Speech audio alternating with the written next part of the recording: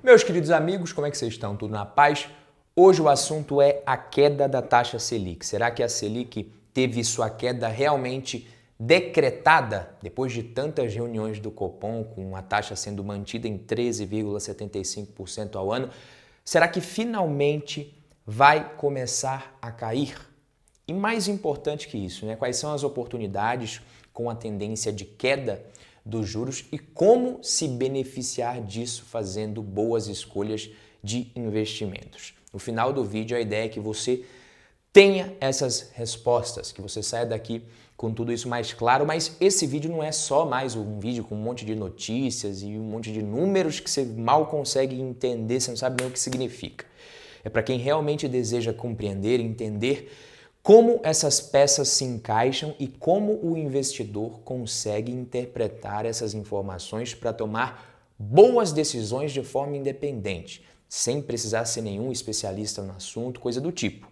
Então, quem já é de casa, deixa o like para fortalecer a nossa parceria. Se você é novo por aqui, seja muito bem-vindo, muito bem-vinda. Primeiramente, vamos ver aqui quais são as expectativas nesse momento e depois a gente vai explicar. Então, os membros do Copom, o Comitê de Política Monetária do Banco Central, eles vão se reunir nessa terça-feira, hoje, dia 20, para a reunião de 2 dias que a gente sabe que define o futuro da taxa de juros, a taxa Selic. A expectativa é que a taxa se mantenha em 13,75%, mas se espera que pela primeira vez, depois de muito tempo, o Banco Central sinalize de fato a possibilidade de redução da taxa Selic, podendo ser já na reunião de agosto. E por que o mercado ele tem essa expectativa hoje?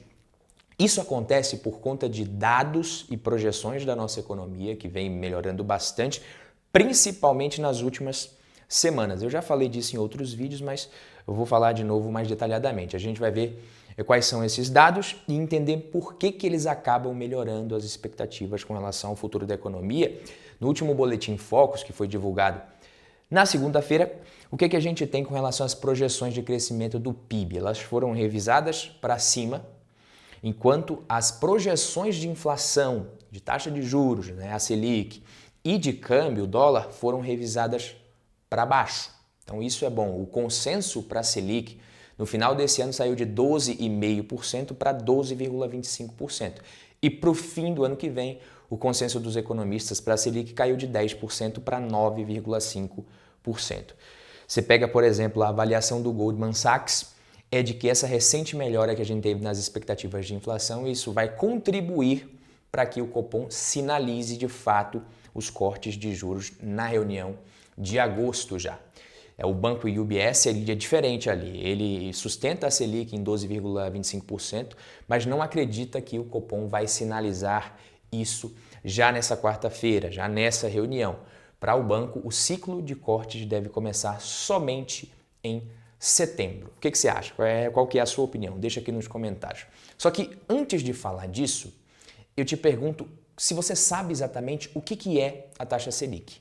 Porque muita gente sabe mais ou menos, mas não entende exatamente o que essa taxa expressa e como ela deve ser interpretada. Porque a taxa Selic, antes de tudo, ela é a taxa de juros de financiamento diário do governo por um dia útil. Não sei se você sabia dessa. Ela remunera as operações compromissadas. O que é isso? São empréstimos que os bancos concedem uns aos outros pelo prazo de um dia, com garantia em títulos públicos.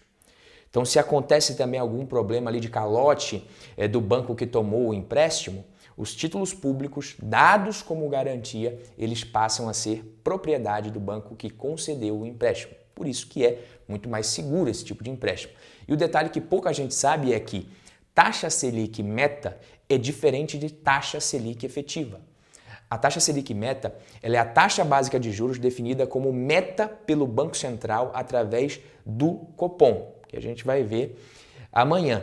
Está mantido em 13,75% há muito tempo. Então, o Banco Central, ali por meio de diferentes instrumentos de política monetária, aí sim ele vai agir para fazer com que a taxa Selic efetiva convirja para a meta que ele considera ideal no momento. Hoje a Selic meta é de 13,75% ao ano, deve começar a cair nas próximas reuniões, como eu falei. A taxa Selic efetiva, ou Selic over, é a média também calculada pelo Banco Central, de todas as taxas de operações compromissadas que eu falei, realizadas diariamente. Essa média é a taxa Selic efetiva, ou Selic over. Se ela não está convergindo para a meta, o Banco Central ele atua no mercado para fazer com que a Selic efetiva convirja para a Selic meta. E agora que está o X da questão aqui. Essa atuação do Banco Central ela se dá por meio de instrumentos de política monetária, como eu disse, que alteram a quantidade de moeda em circulação na economia. É exatamente isso. Mexe na quantidade de dinheiro que tem circulando. No exemplo que eu vou dar agora, eu explico as operações de open market, que é um instrumento usado no curto prazo pelo Banco Central. Mas outros instrumentos de política monetária, que a gente pode ver aqui mais para frente, também são utilizados, como o redesconto e o depósito compulsório. O open market, você entendendo ele, você já vai estar à frente de mais de 90% dos investidores, você pode ter certeza disso, ou até mais se bobear. Então pensa assim, o aumento ou diminuição da oferta de qualquer coisa afeta no seu preço, certo? Isso aqui é lei de oferta e demanda, vale para soja, milho, trigo, ouro e dinheiro. Então logo se você aumenta a quantidade de moeda em circulação, a moeda tende a ficar mais barata. A lei é essa. Então o preço da moeda é justamente a taxa de juros, que a gente chama de o preço do dinheiro. Então, como eu disse, isso não é imposto pelo Banco Central como um decreto que todos os bancos devem obedecer dali para frente na marra. Não é ao pé da letra que isso acontece, pelo menos, mas o Banco Central ele consegue fazer com que a Selic efetiva convirja para a meta se ele utilizar bem os seus instrumentos. E é isso que ele faz. E aí você pode estar se perguntando o que a inflação tem a ver com isso e por que as expectativas de menor inflação daqui para frente, em relação ao que o mercado tinha um tempo atrás, impactam também com relação às expectativas de queda na Selic. O mercado esperava uma inflação demorando mais, agora a inflação começando a ceder mais rapidamente, de forma mais sustentável. Isso muda também as expectativas com relação a tudo, inclusive taxa de juros, crescimento da economia, enfim. Então imagina aí um cenário de inflação em queda como agora. O que o Banco Central faz? Ele pode começar a reduzir a taxa Selic meta e, em seguida, fazer com que a Selic efetiva caia e convirja para a Selic meta. Para isso, o que ele precisa fazer? Ele precisa colocar mais dinheiro em circulação. Só que não como o professor fez lá em La Casa de Papel, não é daquele jeito. Tá? O Banco Central ele compra títulos públicos das instituições financeiras, dos bancos. Então, uma parte dos títulos de posse dessas instituições é trocada por dinheiro na mão delas, que elas poderão inclusive emprestar depois. Então, mais dinheiro circulando. Com mais dinheiro na economia, ele fica mais barato. Como eu falei, lembra-se, ele fica mais barato. Quando o Banco Central compra títulos públicos, ele expande o nível de reservas bancárias e a taxa de juros diminui. Quando a inflação está alta, o Banco Central ele precisa vender títulos públicos. Então, quando a inflação estava muito alta, você lembra que a Selic subiu. Então, quando ele vende títulos públicos para o nível de reservas bancárias diminuir, ele faz isso. Para convencer os bancos a comprarem, ele precisa oferecer mais retorno e, por isso, a taxa de juros sobe quando a inflação está subindo muito. Só que a gente não pode deixar de lembrar que o Banco Central ele não é emissor de títulos públicos. Ele faz as operações de open market e outras operações de política monetária com as instituições financeiras, comprando, vendendo título, etc. e tal. O Banco Central faz tudo isso, mas o único órgão que emite títulos públicos no Brasil é o Tesouro Nacional. Tá? E esse é um dos grandes poderes do nosso governo. Caso o país não fosse o emissor de sua própria moeda, não daria para ser desse jeito que eu acabei de explicar aqui para vocês. E se o Brasil, que é mais bobinho, já tem todo esse poder por aqui, agora você imagina os Estados Unidos, por exemplo, que podem emitir a moeda do mundo inteiro. Os Estados Unidos têm esse poder porque o dólar é uma moeda global, eles têm essa impressora lá, o Federal Reserve, então eles são muito mais poderosos. Por isso que é bom também a gente lembrar que o Fed, o Federal Reserve, o Banco Central Americano, na última semana interrompeu também o ciclo de alta dos juros. A inflação parece que também está enfraquecendo por lá, não morreu ainda, mas está enfraquecendo. Uma parte relevante do mercado acredita que o pior já ficou para trás, sabe aquele pessimismo no começo do ano de recessão muito braba, isso está ficando meio de lado. Tudo isso contribui para que a Selic realmente possa cair aqui no Brasil também, que começou o seu ciclo de aperto monetário bem antes dos Estados Unidos e Europa, se você não lembra. Então, se a taxa cai na base, se a taxa Selic cai, ela também cai na ponta. No crédito direto ao consumidor, vai ficando mais barato, pelo menos deveria acontecer, né? Só que isso aqui é assunto para outro vídeo, mas sabe aquela coisa de que quando a Selic cai é ruim para a renda fixa, é ruim para a renda fixa? Então, renda fixa é dívida, é empréstimo. Os empréstimos ficam mais baratos, como eu falei, possibilitando mais consumo e mais investimentos. Então, até que piora mesmo para quem está emprestando dinheiro e quer ser remunerado. Mas para quem está pegando emprestado, fica bem melhor, né? Quanto mais barato, melhor. E para quem não depende das taxas absurdas na renda fixa para investir bem, também melhor. Afinal, tudo isso é bom para a Bolsa de Valores, para os investidores que sabem fazer boas escolhas, como é o seu caso, eu espero. E ainda precisamos falar da marcação a mercado, que afeta o preço dos títulos de renda fixa, pelo menos da maioria deles. Então, imaginando que algum tempo depois de ter comprado um título prefixado, feliz com o seu retorno de 8% ao ano, que ele estava prometendo lá em 2021, a taxa Selic depois disso acabou subindo bastante. Então, vários outros títulos foram sendo emitidos, foram sendo lançados no mercado ao longo desse tempo, só que pagando bem mais que os 8% que você tinha conseguido naquela ocasião. Então, você conseguiu mais 11%, 12%, 13% ao ano, até mais, nesses mesmos títulos. Caso você quisesse vender de forma antecipada nessas condições, com a taxa bem mais alta, o título ele precisaria custar menos. Quando a taxa sobe, o preço cai.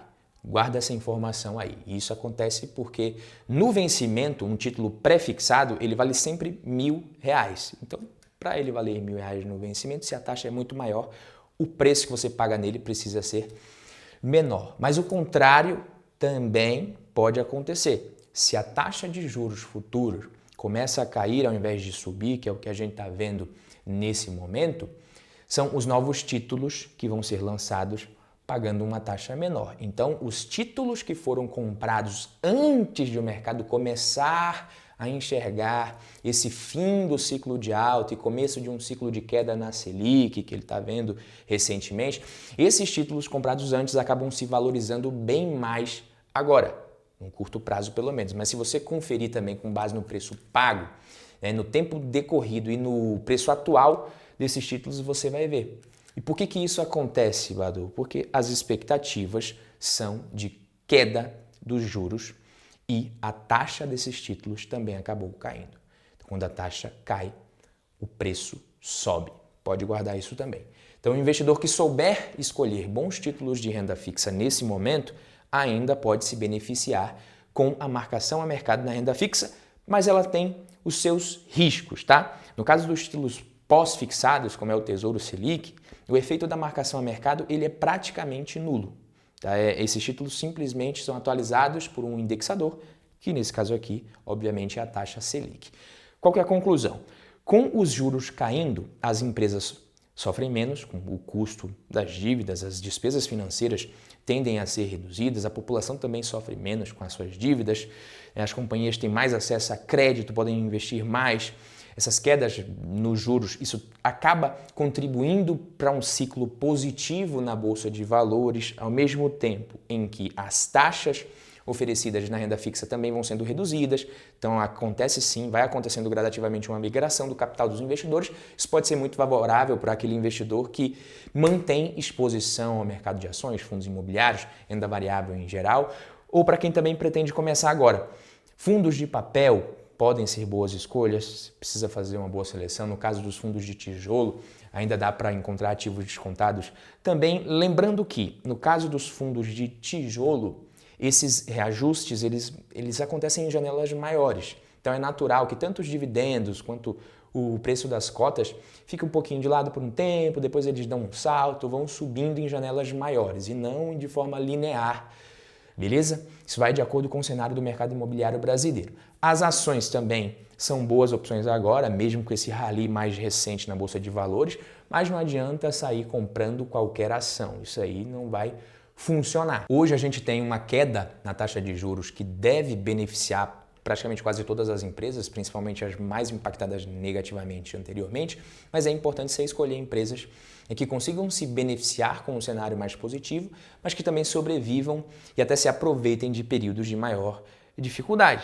Por isso, boas ações para você comprar hoje são ações dessas empresas que historicamente conseguem entregar resultados consistentes, mesmo em tempos de maiores dificuldades, que vira e mexe acontece. Nesse vídeo aqui, eu vou colocar aqui no cantinho, eu mostro como que você faz para montar uma carteira de ações que cresce pagando bons dividendos no longo prazo. Tem outro vídeo que eu explico como escolher ações com a Selic começando a cair. Então eu gosto de momentos como esse, porque o investidor ele tem a oportunidade de investir nessas empresas de maior qualidade a múltiplos mais baixos.